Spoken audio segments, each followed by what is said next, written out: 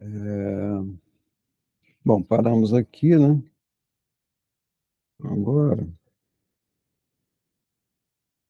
é uma sequência aqui meio histórica, né? De predomínio da, da lógica da Mancha. Começa ali no. A gente viu, né, o desenho do Leonardo, já tem, né? Aqueles ritmos intercalados de mancha, mas na pintura a cor separa, que é um pouco o que acontece aqui com o Velázquez, né? Quando entra nas áreas de cor, são áreas definidas, né? São áreas que se separam uma da outra, então está na lógica da área, está na lógica dos pintores lineares, a parte de cor, né? E, e o Rembrandt menos, tá? O Rembrandt funde também a cor, né? E Rubens também, mas nessa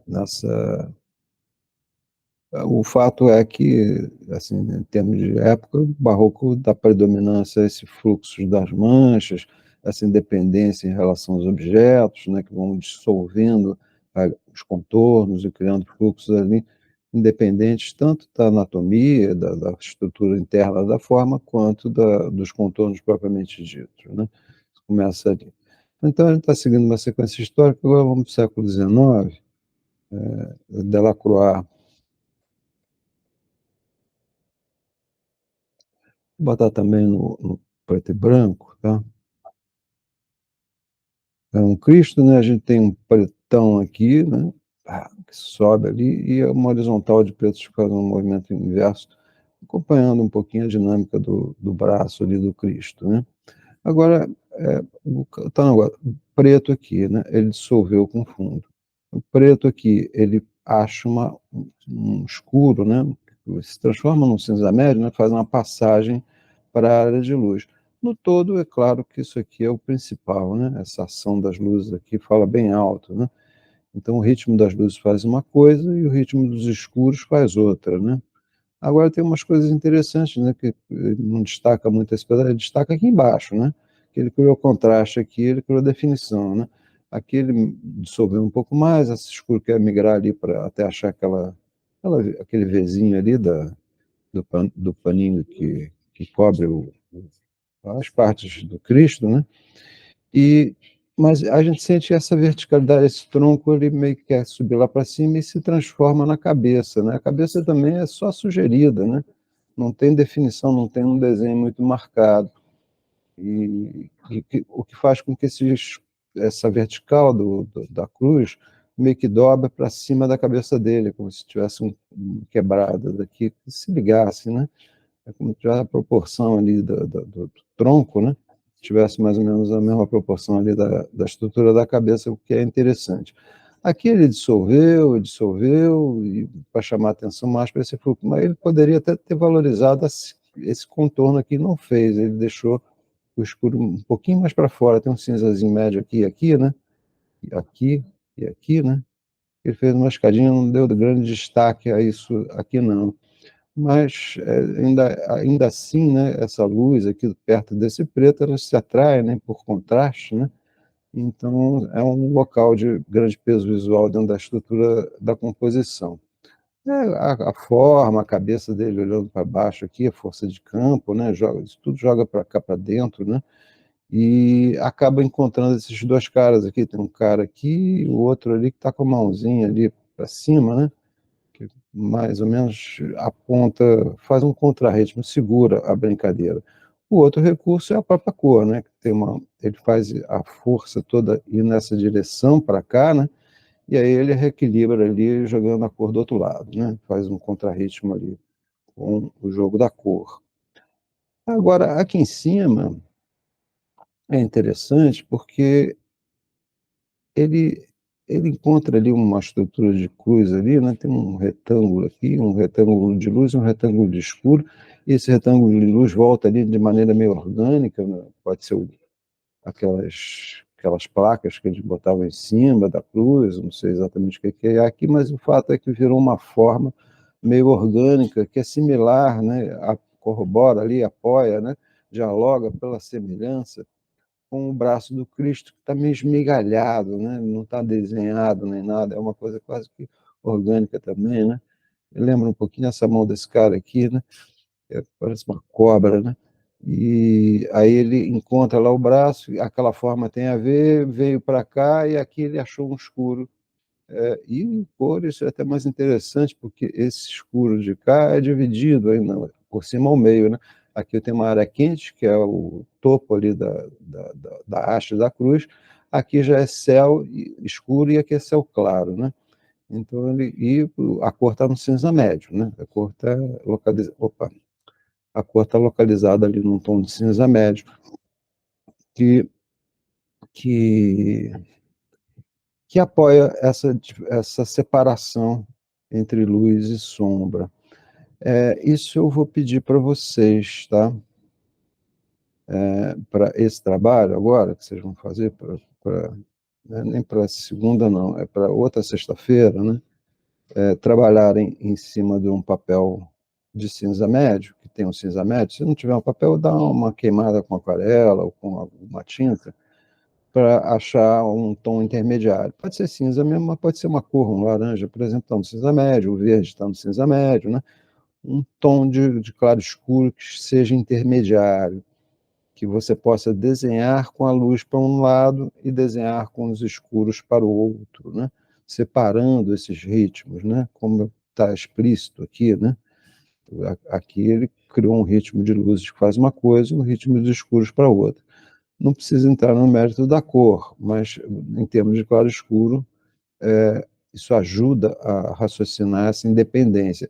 Onde um bater com o outro, né, esse bate com esse, né, tá aqui o núcleo, né, de tensão tonal.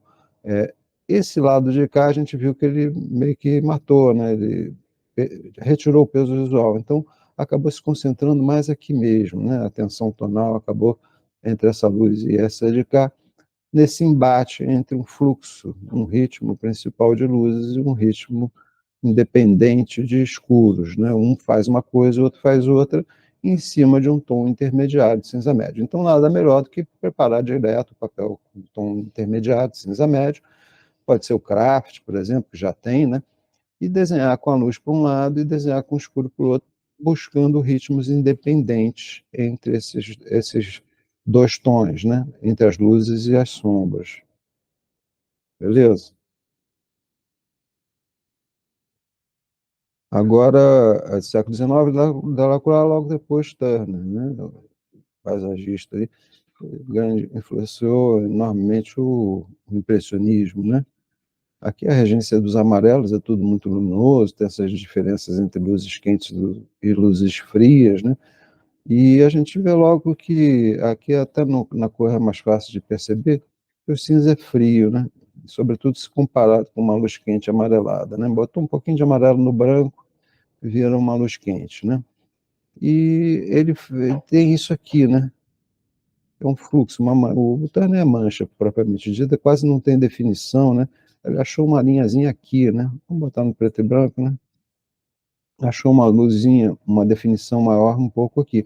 O resto é mancha vaporosa, e ele consegue, com a própria mancha, quase sem definição nenhuma, amarrar o quadro pelo jogo de matéria, de textura, de fatura de pincelada, e vibração de cor, né? Então ele tem aquela grande mancha que opa, vai se concentrando mais aqui para fazer essa curva. E a tensão tonal? Ora, a tensão tonal, o escuro dele principal está aqui e as luzes principais dele estão nessa região. Aqui tem uma forma um pouquinho mais retangular, mas é aqui, né? Vamos ver aqui na cor. O mesmo tom. Aqui é até mais luminoso do que aqui, né? Então, é, acaba criando essa tensão aqui meio que na diagonal, que não tem nada a ver com que os opostos se atraem, né? Um destaca o outro, tudo em cima de um tom intermediário, de cinza médio. Claro que o céu é tudo luminoso, mas a base disso é um cinza médio, né? Esses tons aqui, então é mais fácil também começar isso com cinza médio e vir criando alguns destaques ali em alguma região que você queira polarizar com os escuros principais. Então, os opostos se atraem, criando uma relação interna ali de tensão, que acabou sendo o grande destaque ali de ação compositiva do quadro, né? São aqueles pontos. Também se não tivesse um escuro muito profundo e uma luz muito alta, o quadro ficaria com a cara de inacabado, né? Então, em termos de cor, em termos de claro escuro, é sempre bom achar esses extremos, né? Esses pontos de chegada de uma dinâmica, né? Porque, na verdade, aqui está cheio de dinâmica, a questão da mancha, né? A mancha é o quê? O fluir, escorrega, ali não tem limite, não tem nada, a coisa meio que se espalha aqui também, né? Mas a gente sente que tem um sentido geral que atravessa tudo, que está por baixo ali daquela ação compositiva da dinâmica de claro-escuro do quadro, né? Aí vamos conferir.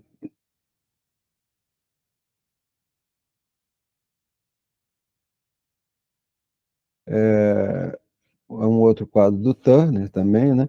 Nesse caso aqui, ele dá a definição aqui no mastro, é uma aguadinha só no final, tá a bandeirinha e o mastro é que aparece, o resto tudo é bruma vaporosa. Mas o tom é esse cara de cá, tá? Deixa eu botar no cinza médio. O tom intermediário, o cinza médio está aqui, né? A gente está priorizando a claro escuro, né? Então não adianta nem complicar com a cor. É, o tom intermediário é um cinza médio trabalhado, né? Não é chapada de cinza médio, é um cinza médio que tem muita matéria e que também ajuda a apoiar a indefinição do resto. Você pode dar uma manchinha em cima de um contexto trabalhado assim, cheio, rico, né, em termos de elementos pictóricos, né, vibrações de matéria, de texturas, de cor e tal. Qualquer manchinha você resolve o quadro. Se você fizer isso em cima do ponto de partida em branco, de uma tela em branco, fica com cara de inacabado, mas em cima de um contexto trabalhado assim, não, né? Então, aqui o cinza médio, o destaque é a luz. A luz é ponto, né? Ela, ela é única, ela quase não cria ritmo. Ela espalha um pouquinho para cá, vai ter uma luminosidade ali em cima, aqui nesse canto, mas a ênfase está aqui, em torno do mastro, né? Ele bota no fim, é uma aguadinha em cima dessa matéria daqui, né? Ele dá a definição, né? Um ponto de definição forte, porque ele está trabalhando também com essa tensão entre definição e indefinição. São dons opostos na composição que criam uma ação compositiva também, né? Então, o ponto alto é ali e muito determinado por essa luz forte ali. Porque os escuros não, os escuros fazem uns ritmos aqui, né? Tem essa horizontalidade, mas ela quer quebrar para lá, tem a fumacinha ali do vapor, é um barco a vapor, né? Que vai lá para cima, mas também escorrega para esse núcleo de cá, né? E aí volta aqui nesse canto. Então, os escuros estão mais espalhados, ou seja, estão mais se encaminhando na direção daquela neutralidade de um padrão. Enquanto a luz, como só tem uma, é aquela coisa mais de estabelecer um ponto de tensão tonal, né? De tensão visual ali na composição que dá estabilidade àqueles fluxos todos da mancha que ele estava trabalhando, né? E acaba destacando esse ponto, ele ainda assim destaca ele também pelo esse ritmo de definição, né, que ele amarra ali naquele ponto, né? Aqui eu não sei se, deixa eu ver se esse zoom aqui pega. Pega, tá vendo? É uma aguadinha bem no finalzinho, ele entra.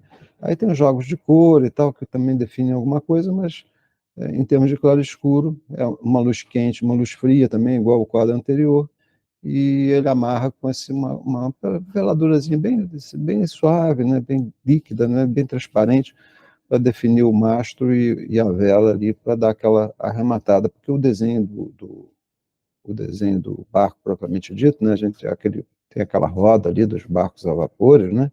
Que era que movimentava o barco, né? Mas ele não destaca isso não, ele mistura tudo com preto, ele dá um tom amarronado ali que vai repetir lá em cima na fumaça, mas que dá um pouquinho mais de destaque, mas de todo modo essa região de cá é dissolvida naquela escuridão, né? É vermelho e preto, dá um marrom ali que ele dissolve geral, né? É, também não botei aqui, né? Deixa eu voltar lá, peraí só um instantinho. Aqui,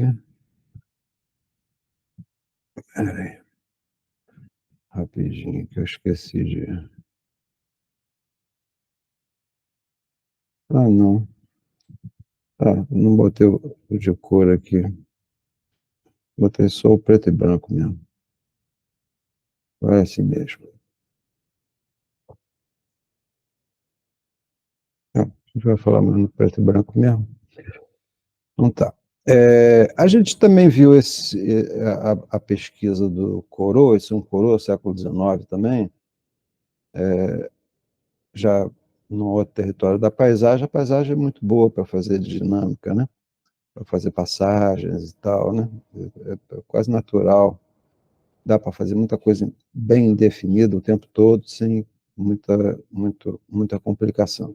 E a gente viu que o Corot, a tendência da pesquisa dele era vir com essa base escura, subindo e desenhando uma silhueta de árvores, né? Você lembra daquela aula, logo no começo lá dos quatro amigos que saem para pintar juntos, né? E cada um vai escolhendo um motivo de acordo com a sua pesquisa plástica. Agora vamos dar uma olhadinha no claro escuro, né? Então a gente viu lá que a tendência dele é fazer isso, né? A base preta e aí o desenho da silhueta da árvore sobre o céu é que era o interesse dele. Ele não faz isso direto, ele faz uma escadinha, né? Esse escuro migra aqui para dentro de um cinza médio. O desenho da árvore está todo alocado ali num tom intermediário de cinza médio, que não tem grande contraste, então tem uma escada, né? Escuro, escuro, cinza médio e luz, né? Então ele faz uma escadinha e isso faz com que não dê tanto contraste. Ali é mais na bruma mesmo, mais na mancha, daqui a pouco ele acha um contraste um pouquinho mais limpo, né? Cria um degrauzinho aqui e ali, que definem a forma lá da linha do horizonte, de uma montanha lá atrás, né? Mas no todo, né, o movimento tonal é simples, né? É escuro, vai subindo, vai desenhando ali, vai fazendo uma passagem, se quiser, se essa passagem for uma brusca, cria linha, se não for, não cria, né? E ainda botou essa árvorezinha aqui no canto e esse cara aqui, que é o cara que tem mais tensão tonal, que é muito simples, né? O cara botou um pretinho ali, né? Um pretinho geral ali, e depois voltou com uma pinceladinha de branco em cima do pretinho e virou o camarada ali em cima do cavalo, né? E porque esse escuro sobe lá até encontrar o céu, e essa luz do céu, como a gente viu lá naquelas análises iniciais, ela tende a criar um contrarritmo. Em geral, ele fazia assim, né? Vinha de baixo para cima, depois vinha de cima para baixo, trazendo essas luzes aqui do céu para dentro da área escura. E então ele volta por aqui, pelo laguinho, por esse tecozinho em cima do cavaleiro, por essas faixas, por essa tensão tonal aqui. Você vê que é mancha, né? Não tem uma área muito definida, é uma luminosidade que perpassa, que faz esse movimento aqui de contrarritmo nesse caso desse quadro. E essa é a árvorezinha que ajuda a reter, inclusive, esse movimento, né? A conter esse fluxo, né? Que aquilo ali atrapalha, né? Quer dizer, rompe, né? Uma possibilidade aqui, eu quero trabalhar mais, valorizar mais isso aqui, pô, é só diminuir o peso visual dessa tensão tonal aqui e deixa aqui no cantinho só, aí o fluxo viria mais. Não foi o que ele optou, né? Ele optou por destacar um pouquinho também essa linha, que ela dialoga com essa inclinação aqui do tronco dessa árvore e tal, mas a gente teria esse sentido geral, né? O escuro sobre, vai desenhando, dando contraste ou não, criando passagem, mancha, dinâmica, né? E a luz se inverte no outro sentido, onde tiver um contraste entre esse movimento que sobe e o que desce, seria o local de mais peso tonal, que é aquele cara ali, né? Beleza? Vamos para esse outro aqui, conferir. Também a gente pode fazer essa mesma leitura, né? Tem um escuro aqui que quer subir, né? Desenhando esse grupo de árvores aqui todo sobre o céu mais claro, né? É tradicional, é comum, né? Como ele estava interessado, né, nesse grupo de árvores aqui, né, no desenho desse grupo de árvores, ele bota a horizontal lá embaixo, né? Um Van Gogh botaria a horizontal lá em cima para destacar uma grande extensão de terreno e uma pequena área de céu. O Corot bota a linha do horizonte lá embaixo porque ele está pensando nesse desenho da copa das árvores sobre o fundo mais claro. Aí ele vai encontrando, assim, o espírito é mais ou menos o mesmo daquele anterior, né? tem um escuro principal aqui no meio do cinza médio, né? Nesse caso aqui, esse escuro superior, ali é o cinza médio também, em contraste com o fundo, mas aqui é mais escuro, então aqui ele começou a dar um peso maior, aqui é um peso menor, então ele brinca muito com a escolha, na verdade, da composição que essa copa de árvore vai fazer na brincadeira.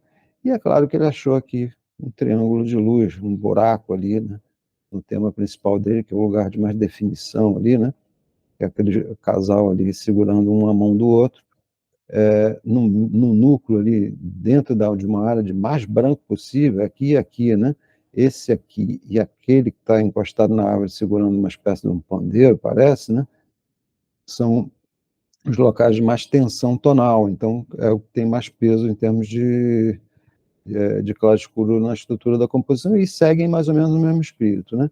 O escuro que vai subindo e vai se desenhando contra o céu mais claro. Se ele bota em cima do arvoredo, não teria tanto contraste, então ele abriu ali, achou ali um triângulo de luz naquela estrutura, né? Aqui ele também fez a mesma coisa, né? Inverteu, né? Imagina, isso aqui poderia ser tudo mato, né?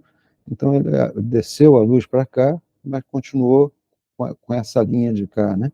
Então aqui é escuro e aqui é escuro para baixo e aqui é escuro para cima, né? É escuro desenhando, a luz está em cima e aqui a luz está embaixo, né? Então ele também desenhou essa forma de cá.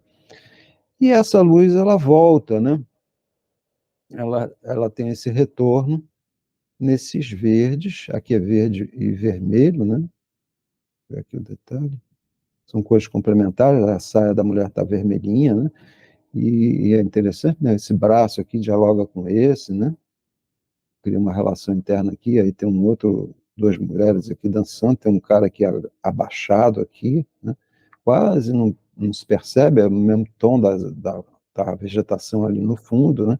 Aqui, essa mulher aqui acolhe essa luz que vem do lado de cima, e ao mesmo tempo aquele escuro atravessa indo na direção desse cara aqui que meio que se dissolve e tal, né? Então tem esse meio que um contrarritmo, né? Então a luz desce, desenha o gramado e desenha esses personagens aqui e esse aqui, né? Do cantinho esquerdo aqui também tem um personagem que é desenhado como uma luz sobre o escuro, né? Que a tendência dele é desenhar como uma silhueta escura sobre o céu mais claro, como aqui, como ali, né? Como esse tronco, né? E aqui ele inverte, ele desenha com as luzes em cima desses tons mais escuros. Quando não é uma coisa nem outra, esse cara aqui, por exemplo, né, ele provavelmente deve ter definido ele um pouco mais, desenhado um pouco mais, não gostou, e depois ele volta ali para o cinza médio, volta para o tom intermediário, sempre o eixo, né, o ponto intermediário, o meio do fio da meada, né, passa de um extremo ao outro. Os extremos têm grande destaque, o fio da meada serve como caminho, como veículo de passagem entre um tom e outro. Então, ele voltando para o cinza médio, ele integra novamente, não deu grande destaque a esse camaradinho aqui embaixo, né? No preto e branco dá até para ver melhor, né? Como se ele quisesse migrar aqui para dentro desse cara, né? E aí a gente percebe melhor os destaques, né?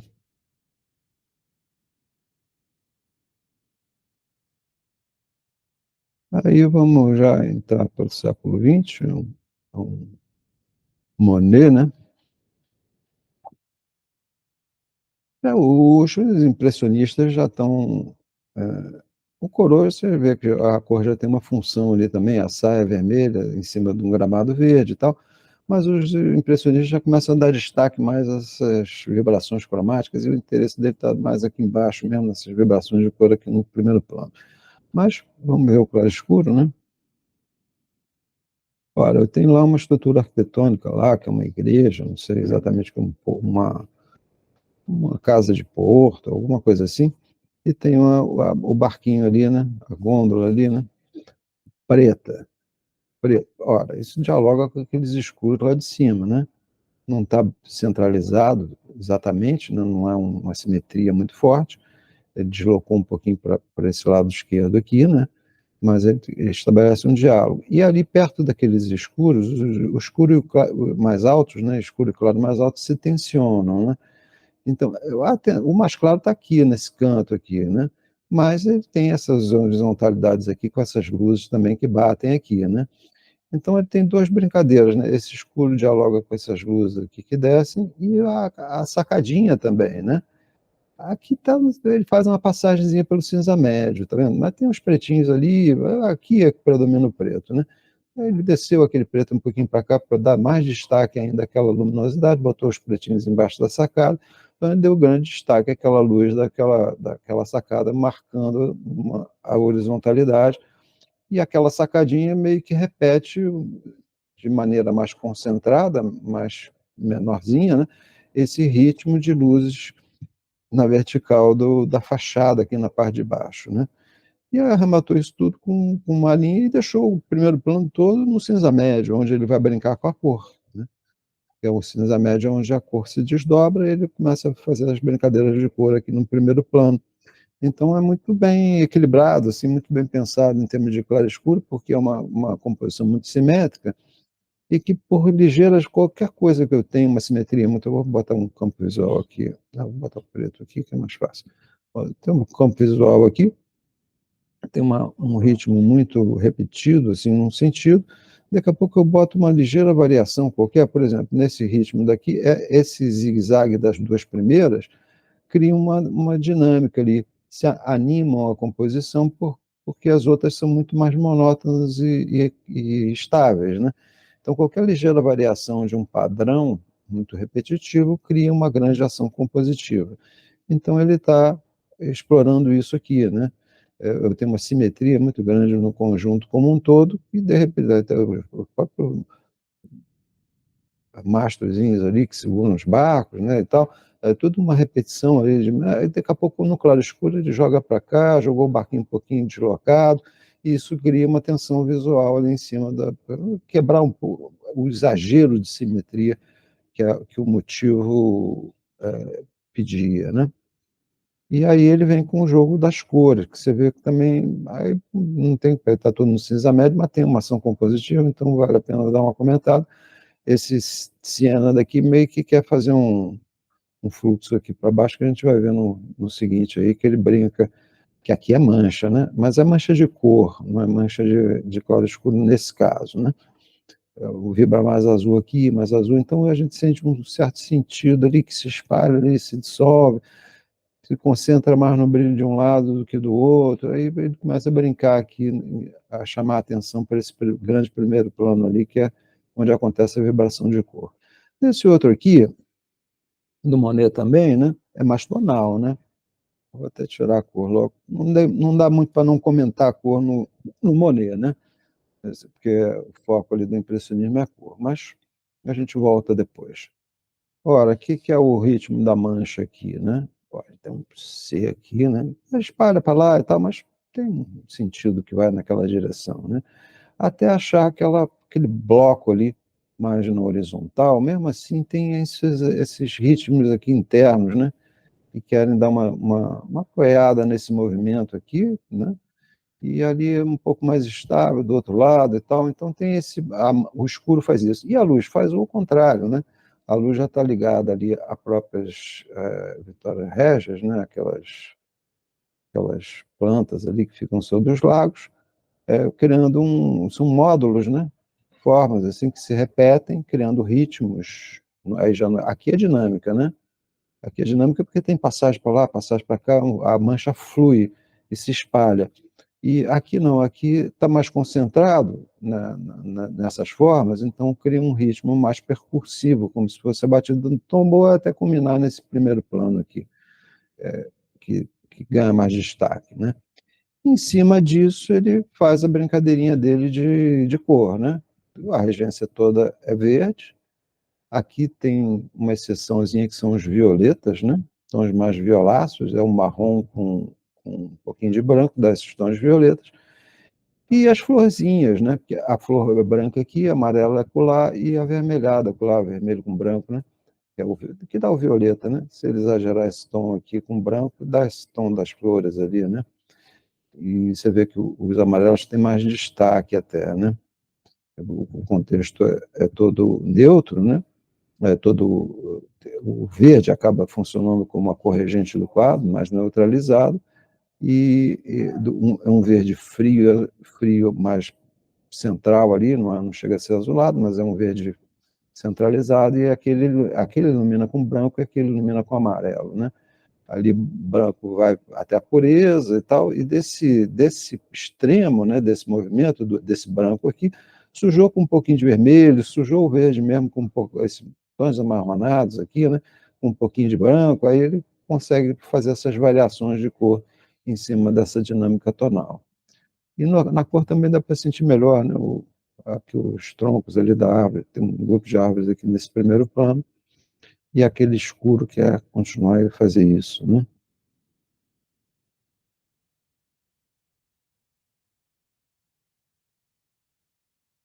A gente tinha visto aí, alguém trouxe para a aula da sexta passada, o Monet, que é aquele monte de feno, muito parecido com esse quadro aqui. Esse eu até usei na minha tese para falar da questão dos padrões, que é uma característica desse quadro aqui, e eu fiz uma brincadeira em cima dele. Porque é tudo a luz, né? Tudo misturado com branco, né? Tem brancos quentes, brancos frios, né? Que vão sendo articulados aí em cima. Em cima desses contextos de luz, ele bota, não é nem escuro, né? O escuro dele está aqui, uns azuis baixos, né? Uns azuis escuros, um ultramar, alguma coisa assim, né? Que são os tons mais escuros dele. Mas a escuridão, né? Tende a querer fazer isso aqui, né? Fazer uma ação aqui. Esse é o grupo de árvores refletindo aqui, vindo para esse contraste aqui entre a luz e preto e escuro, né? Não é preto, né? É escuro só, né? Está concentrado aqui em grandes áreas e ali ele vai sendo fragmentado. E aí, pensando nesse esquema do padrão, né, como um contexto regente e tal, é uma característica desse quadro. Ali eu tenho um tom que é muito próximo desse tom de claro escuro, né? Vamos botar aqui no preto e branco. Ah, não botei o preto e branco desse cara. Tem mais ou menos o mesmo tom de claro escuro. O que eu botei aqui foi a brincadeira que eu fiz, tirando esse grupo de árvores, para a gente ver melhor esse contexto que acolhe essa ação compositiva. É um instantinho que.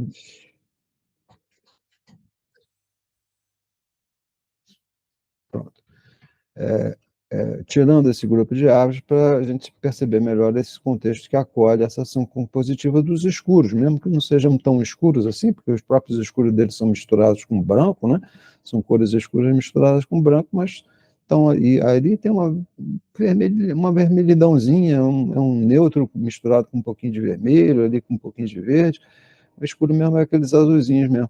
Mas isso é acolhido por um contexto principal que está no todo, que seria alguma coisa assim, né? Aqui eu tenho, em termos de claro escuro, está tudo mais ou menos entonado, não tem muita variação. O céu é mais calmo, mas se eu criar uma retícula, né? Se eu criar uma retícula, eu consigo, de escuro e claro, escuro e claro, eu tenho que abaixar um pouquinho ali para ficar no mesmo tom, né? Essa área ficar no mesmo tom dessa, eu tenho que.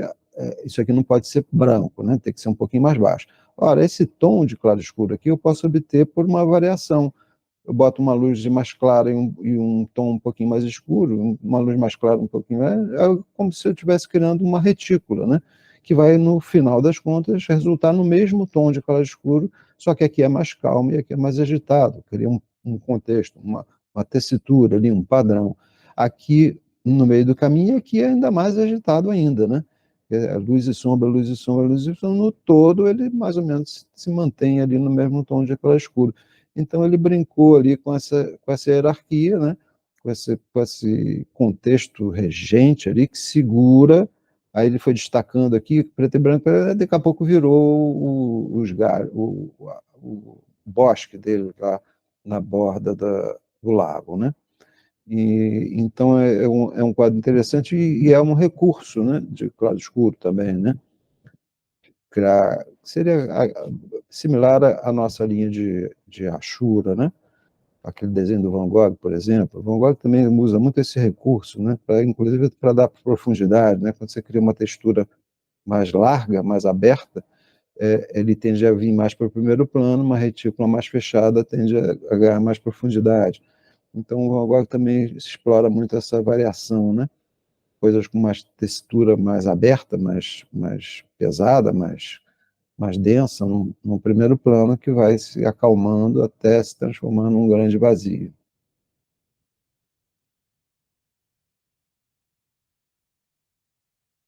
E aí pulamos para o modernismo. Esse é um Rufino Tamayo, é um pintor mexicano também, eu acho que já mostrei uma natureza morta de vocês aqui, para vocês desse quadro. E o modernismo não está interessado em fazer aquele claroscuro de modelado, né? De representação, né? Pelo menos ali nessa fase aí da Escola de Paris, né?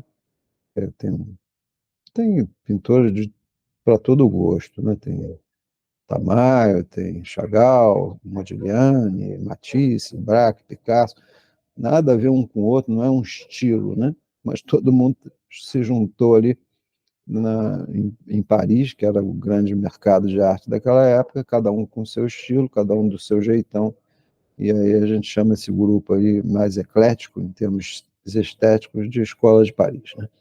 Mas eles todos, até pelo menos ali a Escola de Paris, não estavam interessados em dar volume no objeto, era mais essa busca de uma composição mais planar. Então, para quem trabalha mais nessa fase, mais nessa estética mais modernista, é importante de ter uma malícia em relação ao claro escuro, porque se você pegar uma forma dessa, por exemplo, Picasso fez uma época lá, não deu muito certo, ele abandonou.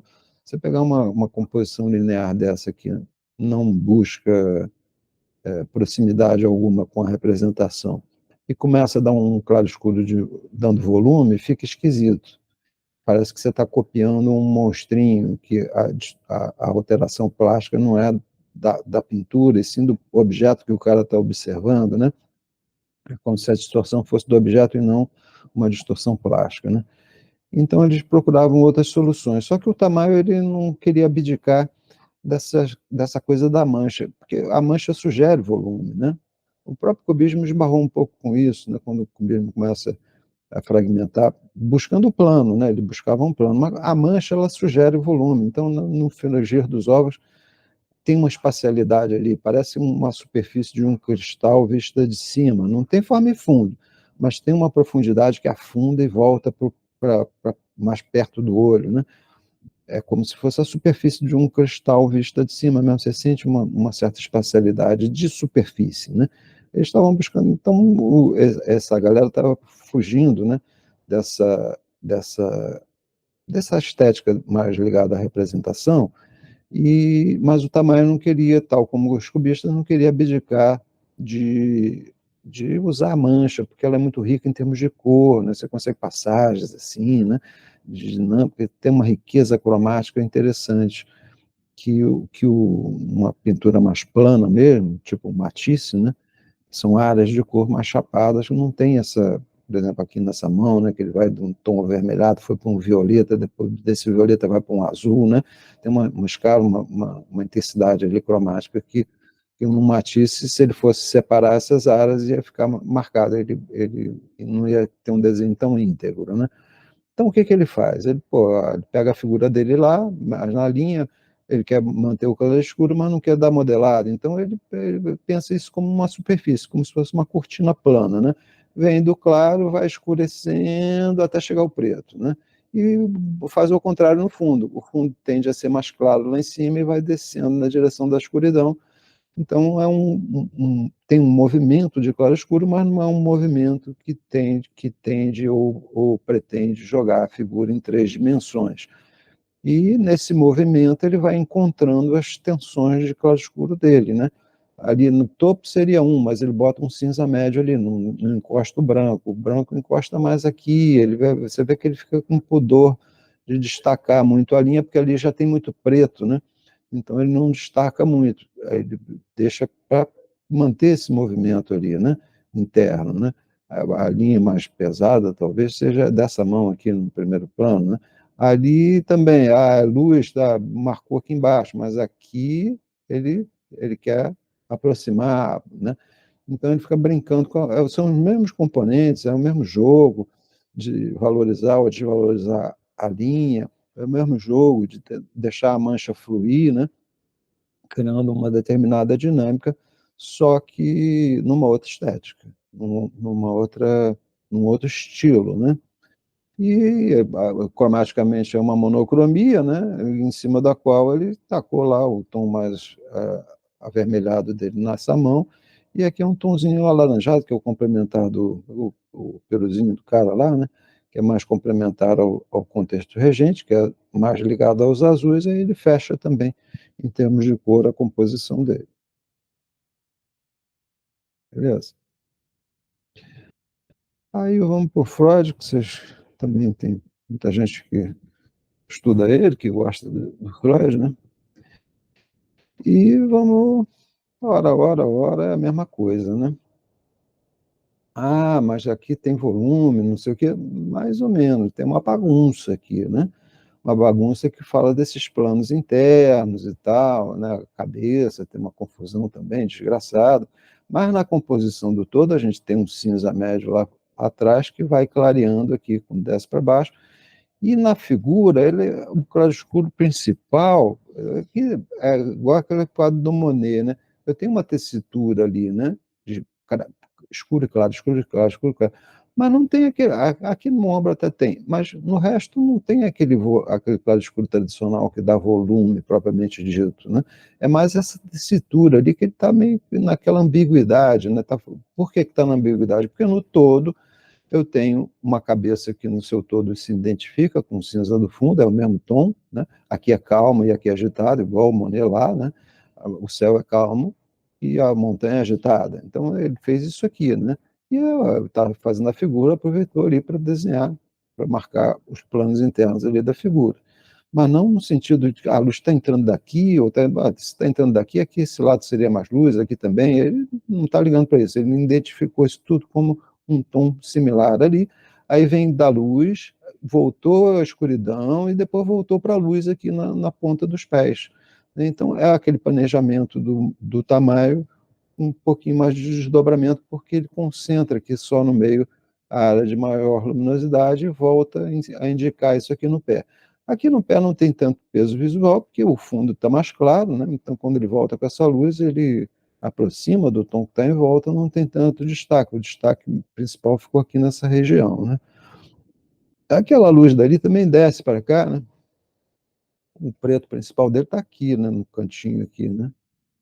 E migra para dentro da palheta, essa luz desce ali até achar essa ponta daqui, né? Que aponta ali para baixo, que também dá essa coesão interna ali, né? Também é interessante. De bobo não tinha nada, né? E aí ele destacou aqui um pouco a paleta por conta esse escuro volta ali desenhando ali, mas é aquele desenho fragmentado que a gente tinha visto lá no Monet. E naquela mão ali também tem um grande destaque, né? Então tem esses fluxos, mas eu queria chamar a atenção nesse caso, mais por essa dinâmica geral de claro-escuro que ele faz, porque ele usa muito isso, tá? Não é só nesse quadro, nos outros também, né? Tem uma confusão ali dentro, que a princípio parece que ele está voltando a uma estética de representação e tal. Ele trabalha os planos internos, não estou dizendo que não trabalha, mas o claro-escuro dele, sobretudo no aspecto geral, que fala primeiro em termos de composição, é mais planar, é mais ligado a esse movimento da superfície da tela e não é um Rembrandt, um Rafael, né, que joga realmente a figura em três dimensões mesmo, né? E é aquele macete do clássico, né? Tem um cinza médio aqui, um lado da cabeça mais escuro e outro é mais claro, eu já jogo a figura em três dimensões, né? Não é o caso dele, ele está pensando mais nesse movimento do todo. Beleza? Por hoje é isso aí.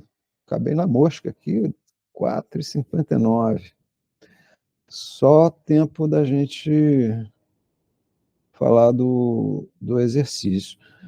Então, não é para essa sexta-feira, é para a próxima, tá? É, para sexta-feira que vem eu ainda vou inventar a aula, acho que eu vou falar dessa questão da ideia plástica. Vocês querem propor algum tema aí? Eu pensei a princípio em pegar umas séries do Monet, que ele repete em cima do mesmo motivo. Eu acho que eu não falei disso. Não, não mostrei essa série, não. E a gente pensar como é que ele vai encontrando uma ideia plástica diferente, olhando a mesma coisa. Entrou uma luz ali, dá uma ideia para outro quadro. Entrou um brilho ali, não sei aonde, surge a ideia para um outro quadro. Aí ele vai pensando em cima do mesmo motivo e encontrando quadros diferentes. Talvez seja uma questão interessante de trabalhar, mas se alguém tiver alguma sugestão aí que queira aprofundar, a hora é agora, que aí eu tenho tempo de pensar até segunda.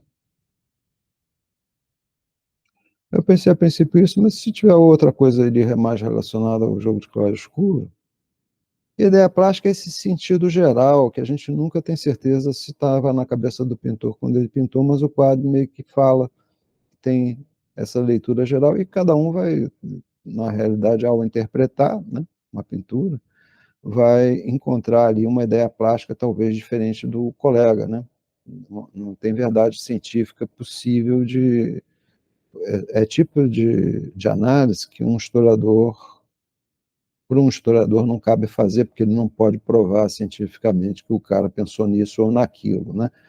Mas a gente está nessa abordagem mais poética, né, de especular mesmo, para a nossa imaginação começar a ter ideias. Então a gente fica especulando, né? O que é a ideia plástica de um pintor e o que norteou ali a composição. É mais ou menos isso que eu tinha imaginado para segunda-feira que vem. Agora, essa parte da mancha, para sexta, tá? A segunda eu vou dar uma aula paralela ali, uma nota de pé de página, né? Uma coisa complementar, e que talvez seja isso, ou eu vou raciocinar direitinho. Alguém tem alguma ideia? Ou posso seguir eu mesmo fazendo? E Professor, até. Ah, desculpa te interromper. Só uma dúvida, assim, eu sempre curto, assim, os quadros do Michelangelo, né, os afrescos dele. Ah, eu acho que tem um conhecimento muito grande de composição em claro escuro. Eu acho que seria legal em algum momento, assim, ver tu fazer uma análise, assim, de algum afresco, assim, dele. Eu ando estudando recentemente eles, eu acho bem complexo e bem interessante, assim. eu já Os fiz na linha, né? Uhum. Eu Eu já, acabei não vendo essa aula, se tu me, localizar ela depois ali pra mim assistir, eu gostaria. é, eu já fiz da parte de linha, até falando desse padrão que está por baixo ali, da composição como um todo, né? Ele vai encaixando ali. É a linha, é a aula de linha de conjunto, quando estava pensando força de campo, né? A força de campo das linhas de conjunto, né? E a composição dele é muito feita por essas linhas ocultas que não aparecem, né? Mas eu realmente também não entrei no mérito do claro escuro, não. Mas até dá, porque 2 horas, eu vou ver o que posso. Eu vou pensar dar essa complementada, então, no claro Beleza, escuro valeu, do professor. Miguel Ângelo lá. Agora, te adianto que mais, o claro escuro dele é mais voltado para a representação mesmo, né? Para o volume ali anatômico das figuras, né? E, e mais ativo na composição mesmo é o que o oriental chama de estrutura do osso, né? Que no caso da gente é o osso mesmo, né? A estrutura interna ali da figura é quem é mais ativo em termos de composição, né? Mas eu vou dar uma pensada então também nisso. Pô, Alguém tem beleza. mais Tem alguma tem um sugestão? outro artista que eu acho muito bom também, professor, não sei se você chegou a analisar, é o Eugênio Carriere. Não sei se você chegou a trazer algum trabalho dele. Eu acho que ele é muito bom, assim, pra essa parte de claro escuro, né, de mancha, assim, ele é bem Hum, atmosférico. hum. Não, as referências aí é o tal negócio. Cada um tem as suas afinidades, né? Eu busco sempre esses caras mais ontológicos, que quer dizer, estão na base ali, né? Que traduzem princípios gerais, né? E de forma mais explícita possível, entendeu? Então, esse autor que você citou aí, eu não tenho. intimidade ali com a obra dele, então acabo trazendo a galera que eu pesquiso mesmo, né? Alguém tem mais alguma sugestão? Não, então ficamos assim, tá? Para sexta-feira, lógica da mancha, papel cinza médio, ritmo de luz para um lado, ritmo de pretos de escuros para o outro, onde os dois baterem seria um ponto de estabilidade dentro da composição, de peso visual e estabilidade, né? Pode ter um, dois, três, mas aponta, marca esses pontos, né? Indica esses pontos. O mesmo esquema, procura obras de pintores que vocês tenham afinidade para fazer essa análise. Aí o Bruno pode trazer esse autor aí que ele citou, que ele está pesquisando, faz essa análise lá de como se tem ritmo de mancha, como é que isso está funcionando, quantos pontos de tensão tem no quadro e tal. E pode ser um, dois ou três, se for 10, 20, vira padrão, né? Vira estilo, né? Que tem tensão de claro escuro para tudo quanto é lado. Então, o espírito desse exercício para sexta-feira que vem seria papel de cinza médio, ritmo de escuro para um lado, ritmo de branco para o outro, onde os dois encontrarem. Não complica não, bota um, dois no máximo, porque senão começa a complicar a brincadeira. Mas tenta raciocinar assim, né? Essa independência dos ritmos de claro e escuro e os locais onde eles se encontram seriam locais de tensão visual que chamam grande atenção e dão um grande peso dentro da composição. Beleza?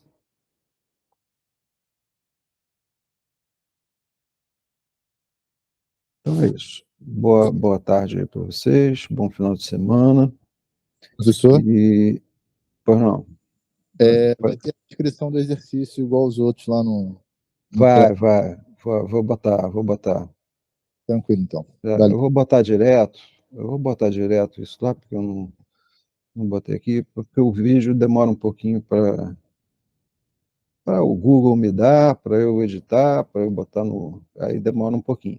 Mas eu vou botar o exercício direto, tal como a gente está conversando aqui, para quem assistir a aula já pode começar a trabalhar, entendeu? Depois eu acrescento os vídeos, tá? Para não ficar comprometendo. Mas é isso, não tem mistério, não. Pega um papel, bota lá um ciência médica, começa a pensar ritmo de luz e sombra independente das formas e um do outro, né? São três ritmos separados aí, que é o ideal de pensar, né? Minha forma, minhas linhas fazem uma coisa, meu escuro faz outra e minha luz faz outra, né? São três ritmos independentes. Vamos começar a fazer essas composições um pouco mais complexas. A metáfora que eu sempre coloco é a da música, né? É três vozes de um coral cantando frases musicais diferentes que no todo criam uma mesma música, né? Uma mesma melodia. Então, você não precisa, é só ouvir lá as composições do Bach, você vai entender, né? O violino está falando uma coisa, o contrabaixo está falando uma outra frase musical diferente e tal, mas elas se costuram para formar a música, né? Então, o espírito seria esse, né? Tentar ganhar essa autonomia, esse pensamento mais abstrato dos ritmos de claro escuro, tá? É simples e ao mesmo tempo vai dar uma aprofundada boa aí de cada um aí, mesmo quem for linear, dá para trabalhar essa questão de maneira a enriquecer o trabalho, né? Porque como a gente viu, né, na verdade ninguém é estritamente um claro escuro em área, é muito raro, né? Ou estritamente na mancha, como aquela gravura do Rembrandt. Aquela gravura do Rembrandt inicial lá, do velho, né? Eu pensei porque é um exemplo ontológico, assim, é um exemplo que radicaliza numa determinada direção, né? E aquela gravura do Dürer, que tem um joguinho de áreas também, né? Mas o próprio Dürer e o próprio Rembrandt, nas próprias gravuras dele, não fazem isso o tempo todo, não são radicalizados. Tem a mancha lá, mas de repente vira área ali numa determinada região, né? O outro trabalha só em área, mas de repente ele faz uma passagem ali, e tende a haver a dinâmica de mancha, né? Então, ninguém, na verdade, fica o tempo todo nesses extremos, né? Então, não é para tentar ficar, é para tentar alimentar, porque se você gostar mais de área, beleza. Começa a trabalhar em área e tenta alimentar com um jogo mais de dinâmica de claro escuro, aquele jogo de áreas de claro escuro que você tem costume e gosto de fazer. O outro gosta mais da mancha, tenta alimentar com um ritmo mais percussivo, que criem determinadas áreas que criem um ritmo dentro da composição, né? Porque a mancha é dinâmica e a área é ritmo, né? Então são dois movimentos naturais ali de falarem duas ações compositivas que são naturais de participarem da composição, né?